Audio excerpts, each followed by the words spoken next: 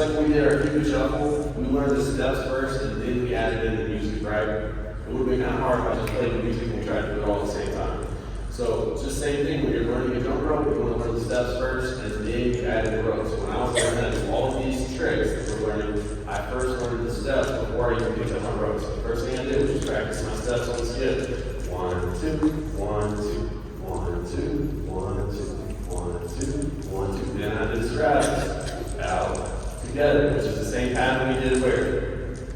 Okay, there. On the ladder, right? We did that when we were warming up. We were doing our in, out. Same thing with straddle, okay? And then we also can do our straddle cross. We can go out, cross, or we can do front straddle, forward, and back. So when you're learning a new trick, first try to adjust your feet. Get the steps down, and then once you get steps, you can add in the rope. So that's what I did. Learn the steps first. Now I got my rope. Hop, hop, hop, hop. Skip. 1, 2, 1, 2. Switch those feet. Okay? You can always go forward or backward with any trick, and we can do a single bounce or a double bounce. Okay? So for all those tricks, you can single or double, we go forward or backward. Make sense?